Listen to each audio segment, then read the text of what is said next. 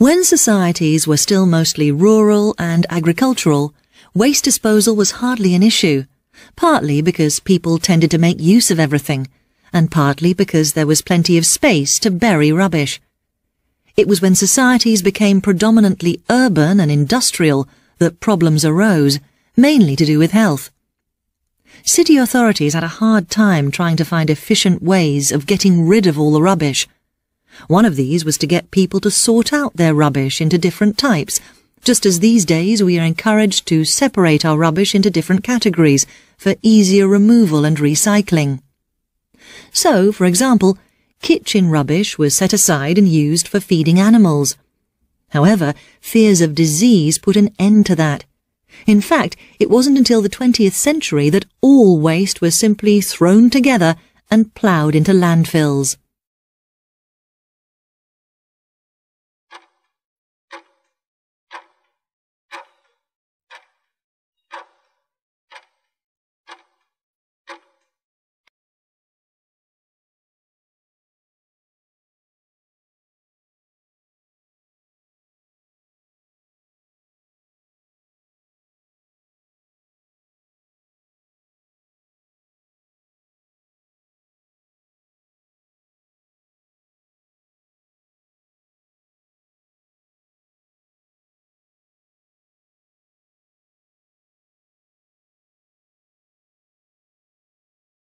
Classified advertisements placed by individuals in newspapers and magazines are not covered by the Advertising Standards Authority's Code of Practice. If you happen to buy goods that have been wrongly described in such an advertisement and have lost money as a result, the only thing you can do is bring a case against the person who placed the advertisement for misrepresentation or for breach of contract. In this case, you would use the small claims procedure, which is a relatively cheap way to sue for the recovery of a debt. If you want to pursue a claim, you should take into account whether the person you are suing will be able to pay damages, should any be awarded. Dishonest traders are aware of this and often pose as private sellers to exploit the legal loopholes that exist. That is, they may claim they are not in a position to pay damages.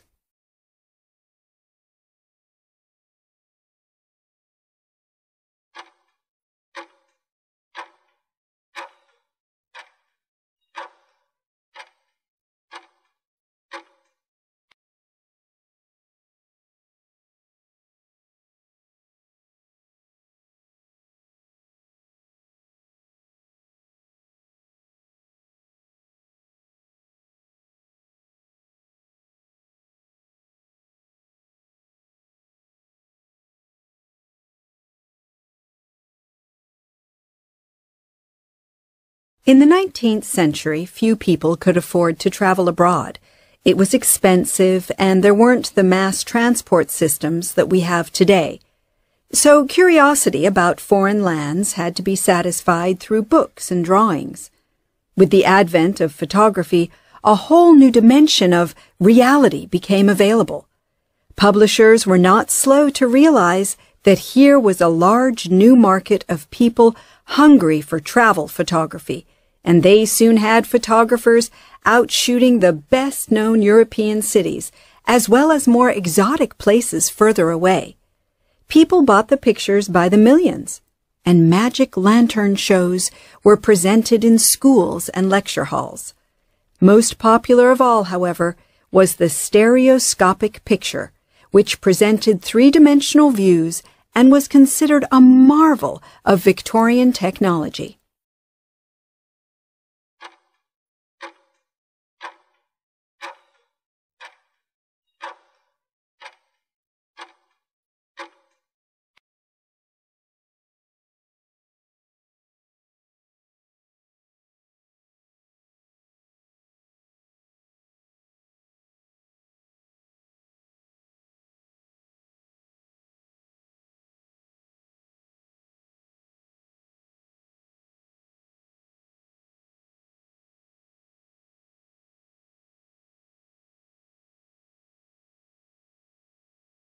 Stem cells are the body's master cells, the raw material from which we are built. Unlike normal body cells, they can reproduce an indefinite number of times and, when manipulated in the right way, can turn themselves into any type of cell in the body. The most versatile stem cells are those found in the embryo at just a few days old. This ball of a few dozen stem cells eventually goes on to form everything that makes up a person. In 1998, James Thomson announced that he had isolated human embryonic stem cells in the laboratory. At last, these powerful cells were within the grasp of scientists to experiment with, understand, and develop into fixes for the things that go wrong.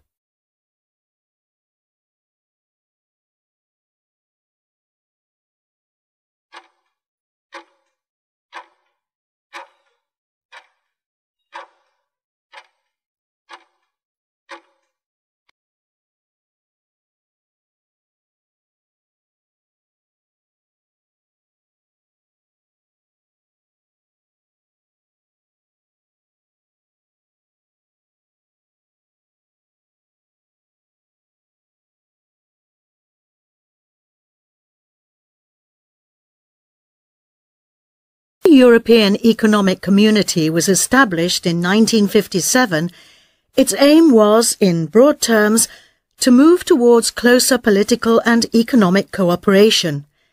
Today, the much larger European Union has a far-reaching influence on many aspects of our lives, from the conditions we work under to the safety standards we must adhere to and the environment in which we live.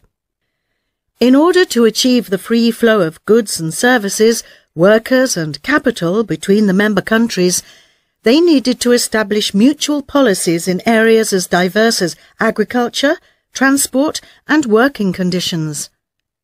When they had agreed on these policies, they became law. Now, though, the EU is concerned with a far wider range of issues.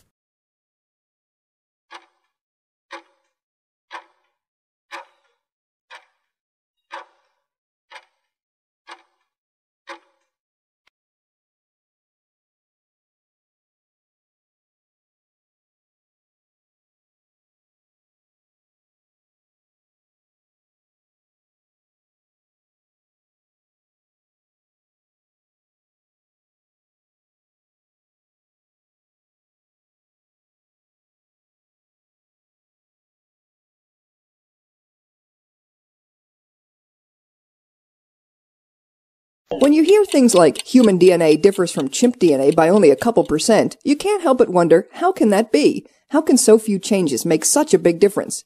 Researchers working with fruit bats and mice think they have an answer, and it lies less in the animal's genes than in the short snippets of DNA that control when and where and how vigorously genes are turned on. If you've ever thought that a bat is basically just a rodent with wings, you're not too far from the mark. One of the most obvious differences between bats and mice is their forearms. Mice have these stubby little legs, and bats have these large, leathery wings. But even those differences are not as major as you might imagine. Mice and bats both have a gene called PRX1, which regulates limb development. But the gene is more active in the budding wings of bats. So the researchers took the piece of DNA that controls PRX1 activity from a bat and stuck it into a mouse. The result, pictured in the January 15 issue of Genes in Development, mice that have longer front legs. Okay, they didn't sprout wings, but the study shows that even small changes can have big consequences. Thanks for the minute. For Scientific American's 60-Second Science, I'm Karen Hopkin.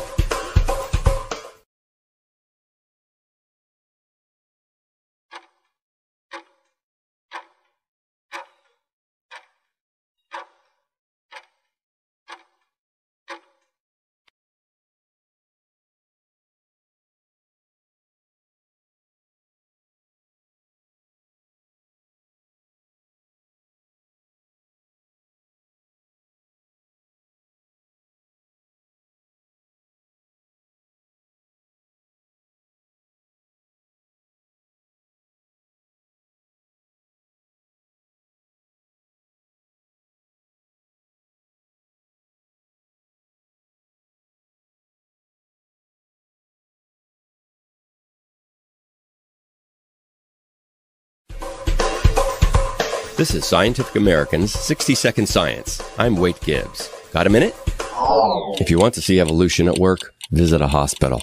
Inside a sick patient, antibiotics wipe out infectious bacteria by the millions, but germs are always mutating. A few adapt to resist the drug, so they survive and spread. Such antibiotic-resistant bacteria infect 2 million Americans every year. They kill 23,000. In this arms race between medicine and evolution, evolution is winning. But could we turn evolution against bacteria?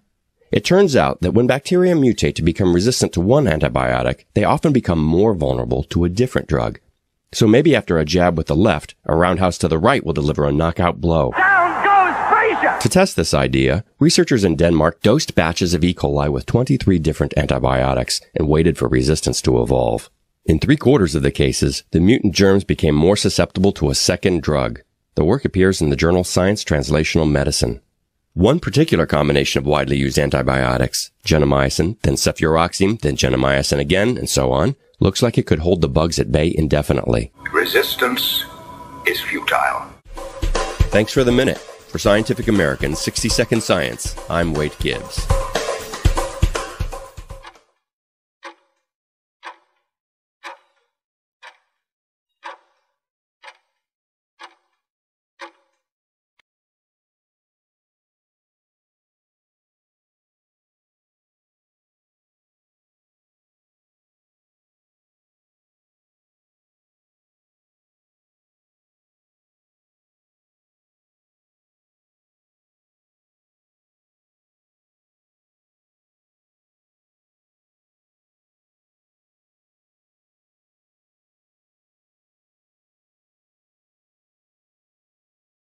Fed up with the polar vortex? If so, consider this. Shivering may actually share some of the benefits of exercise, at least in terms of burning fat.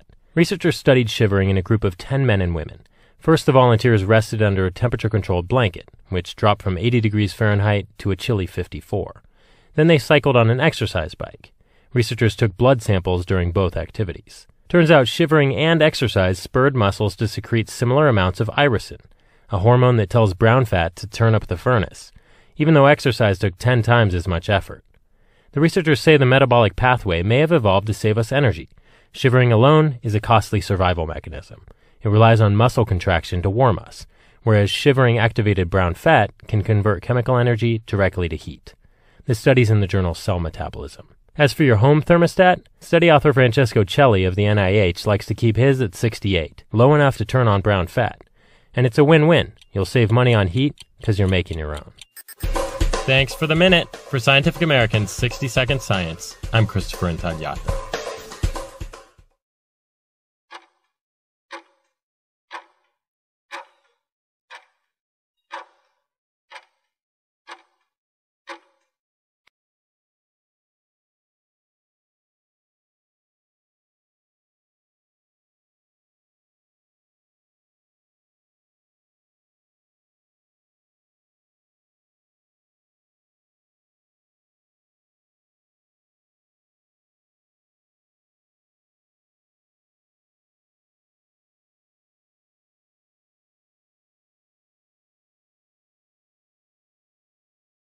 The 1976 Mars Viking landers didn't find any life on the red planet, but maybe they weren't looking right, because at least one researcher thinks that 0.1% of the Martian soil tested by the Vikings could actually have had a biological origin. The Dutch researcher Joop Houtkoper presented his ideas on August 24th at the meeting of the European Planetary Science Congress in Potsdam. One Viking test measured unexplained rises in oxygen and carbon dioxide when it was incubating some soil samples. Houtkoper conjectures that the incredibly dry and cold surface of Mars might be home to living cells. Such cells, however, would need to be filled with a mixture of water and hydrogen peroxide, which could stay liquid in the harsh conditions. And if the Viking landers happen to scoop up any of these strange cells, their breakdown products would be in line with the oxygen and carbon dioxide measured. The biomass would then represent 0.1% of the Martian soil by weight, which is, interestingly, comparable to levels found in some Antarctic permafrost. Thanks for the minute. For Scientific American's 60-Second Science, I'm Steve Mirsky.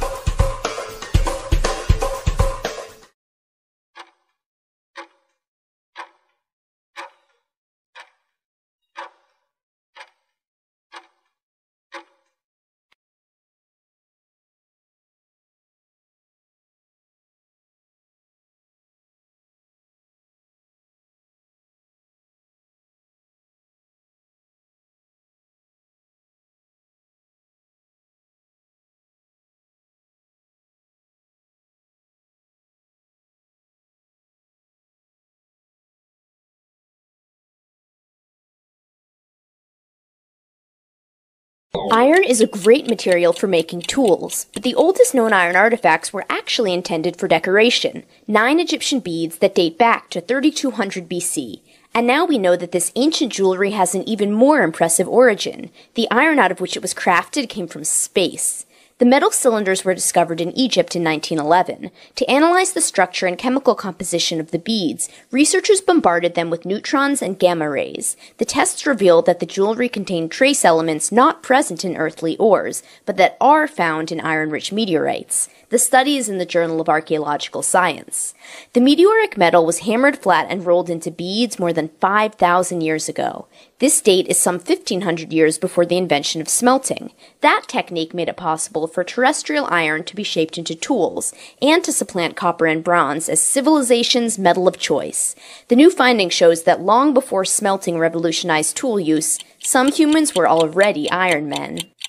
Thanks for the minute. For Scientific American's 60-Second Science, I'm Sophie Bushwick.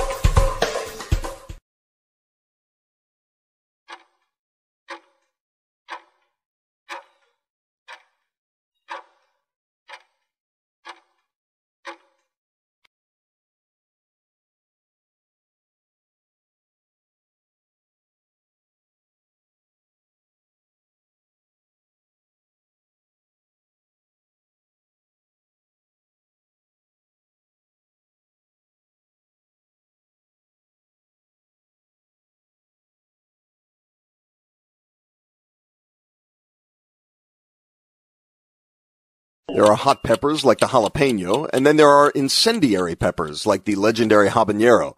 Now there's a new variety of thermonuclear habanero known as the tiger paw NR habanero. The name comes from its appearance. The bright orange pepper resembles a tiger's paw, and the NR stands for nematode resistant. The pepper was bred by U.S. Department of Agriculture scientists to be resistant to nematodes, roundworms that attack the plant's roots. The pepper was bred conventionally, not genetically engineered, and it does away with the need to use the soil fumigant methyl bromide, which is being phased out. So how hot is the tiger paw habanero? Pepper hotness is measured on something called the Scoville heat scale. A jalapeno comes in at about 5,000 on the Scoville scale. A regular habanero usually scores at least 100,000, and the tiger paw habanero tops the Scoville scale at almost 350,000. In fact, there's a legend that eating habanero peppers can have the side effect of actually making you deaf, but only so that you cannot hear your own screams. Thanks for the minute. For Scientific American's 60-Second Science, I'm Steve Mirsky.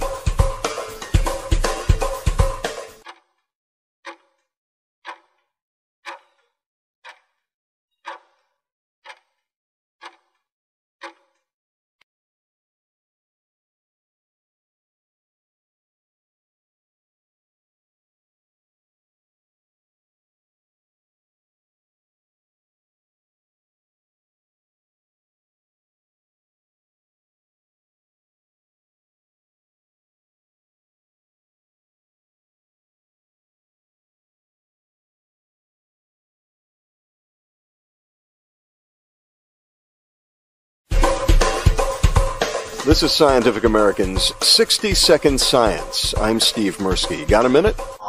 The Nobel Prize in Chemistry goes to 3 men who revolutionized molecular life science, Japan's Osamu Shimomura and Americans Martin Chalfie and Roger Tseng. They developed tools to light up and see individual proteins inside living cells.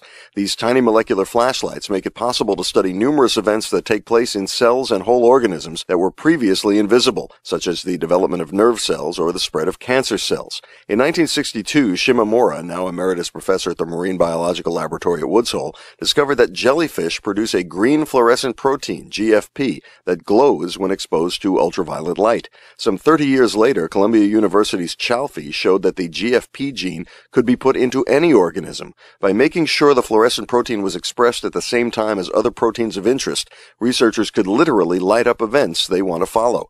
Then Sen at the University of California, San Diego, engineered fluorescent proteins in various colors. The multicolor palette enables researchers to follow multiple biological processes at the same time.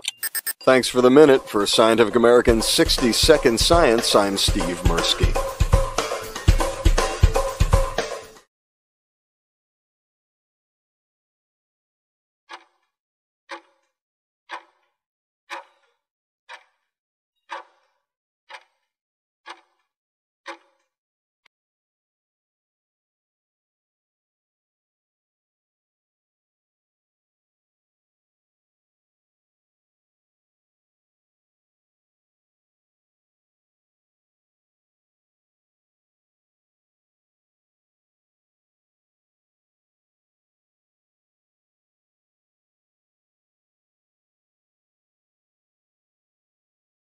New parents can act pretty strangely. For example, they often have an obsessive interest in what comes out of their baby's bottoms. Now researchers at Stanford University join them in their diaper diving to explore when and how bacteria colonize the human gut. Adults harbor complex microbial ecosystems within their GI tracts. These bacteria help digest food and contribute to a healthy immune system. But when a baby's born, its intestine is devoid of bacterial inhabitants. Within days, however, a cavalcade of microbes set up shop, establishing a vibrant intestinal community whose residents soon outnumber the baby's own cells. The researchers found that the early months were chaotic, with established species disappearing and new ones taking their place. But by the time the babies were 12 months old, each harbored a dynamic but unique collection of intestinal fauna. A set of fraternal twins had the most similar bugs, which suggests that genetics may have something to do with which bacteria stick around. Next, I'll look at how formula versus breast milk affects a baby's intestinal ecosystem. With so many questions left to explore, the researchers will no doubt be mining diapers for some time to come.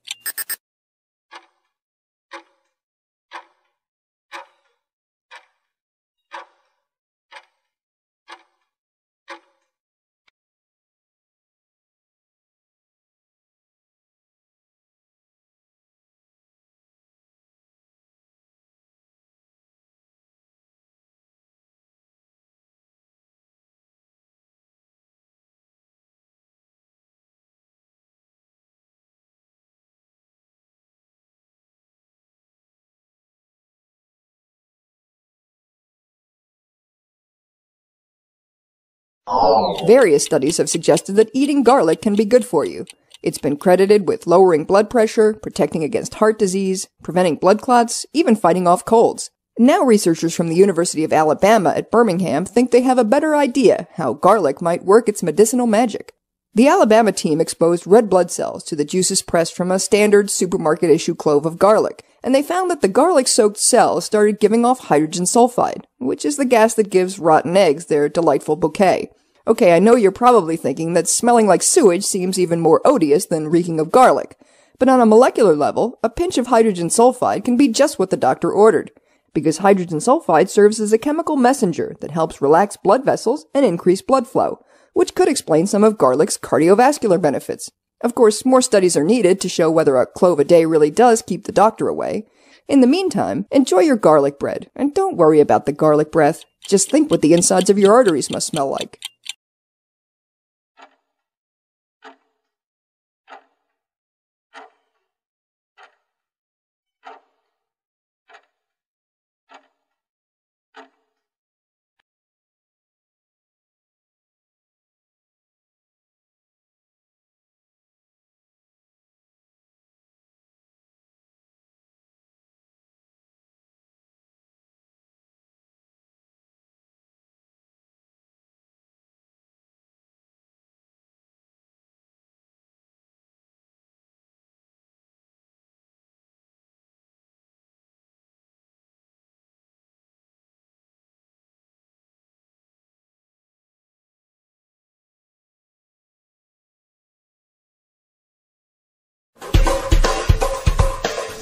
This is Scientific American's 60-Second Science. I'm Karen Hopkin. This'll just take a minute.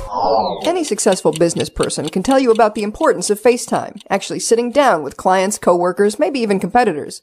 But there may be even more to this whole face-to-face business than meets the eye, or exactly as much as meets the eye, because a new study from Tufts University suggests that the success of a corporation rests squarely on the face of its CEO. The researchers took photos of 50 CEOs from the highest and lowest ranked Fortune 1000 companies, and they showed these pictures to a group of undergrads. They asked the students to rate each face on whether its owner looked competent, dominant, likable, mature, or trustworthy. What they found is that the students' impressions tracked with company profits. The more powerful and leader-like the CEO appeared, the more successful the corporation, even though the CEOs were all pretty much middle-aged white guys in ties. The study, which will appear in the February issue of Psychological Science, does not say whether profitable companies tend to promote people who look like leaders, or whether successful CEOs grow to look the part. Either way, looks like a company's financial about-face can actually be about-face. Thanks for the minute. For Scientific American's 60-Second Science, I'm Karen Hopkin.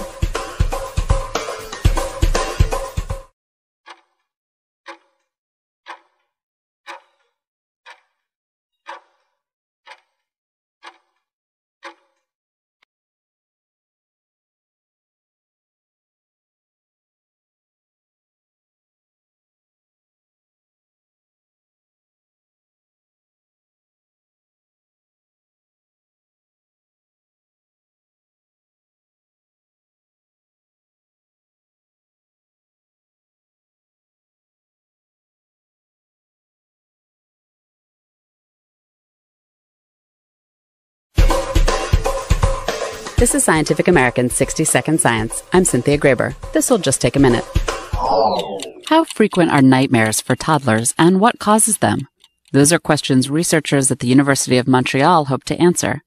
They asked parents of about 1,000 children to estimate the occurrence of their child's nightmares from age 2.5 through age 6. The parents were also questioned about their child's disposition. First, it turns out that nightmares aren't so frequent. About a third of the parents reported no nightmares at all. And then there's the second result. Kids who were called difficult as early as 5 months were more likely to suffer from nightmares as toddlers. And the ones who at 1.5 years were more anxious, more likely to cry, and more difficult to calm down were also more likely to have bad dreams.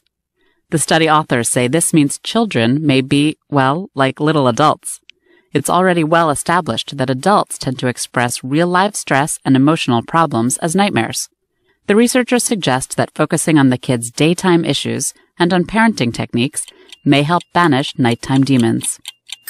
Thanks for the minute. For Scientific American's 60-Second Science, I'm Cynthia Graber.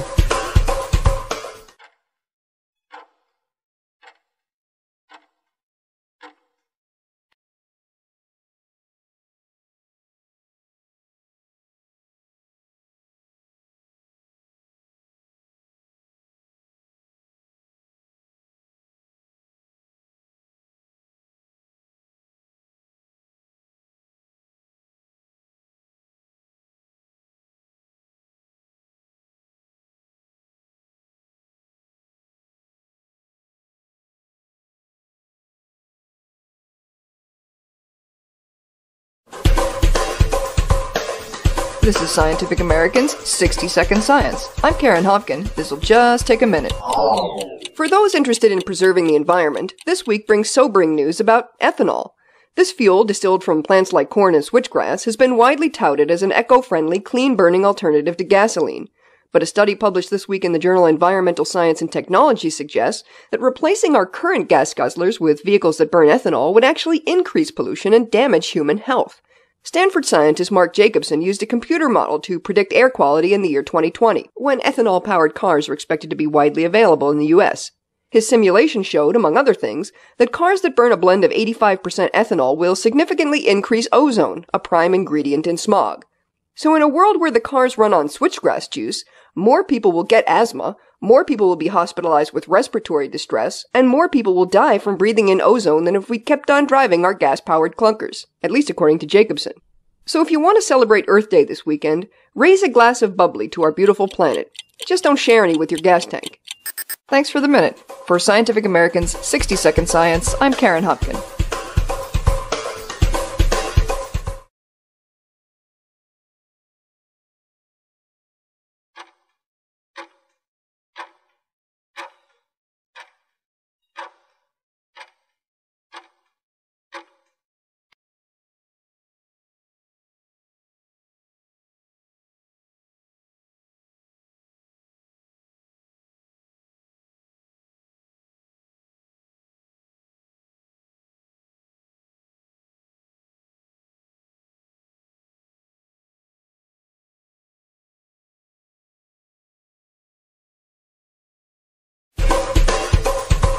This is Scientific American's 60-Second Science. I'm Steve Mirsky. Got a minute? A direct effect on human health related to climate change is the likely increase in infectious diseases transmitted by insects or through contaminated water. In the March 25th issue of the New England Journal of Medicine, infectious disease researcher Emily Schumann points out that insects are more active at higher temperatures and broaden their range.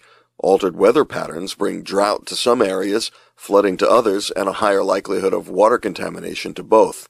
The World Health Organization predicts a 3 to 5% increase in the population at risk for malaria, with a temperature increase of 2 to 3 degrees Celsius, and 2 degrees is our best-case scenario right now.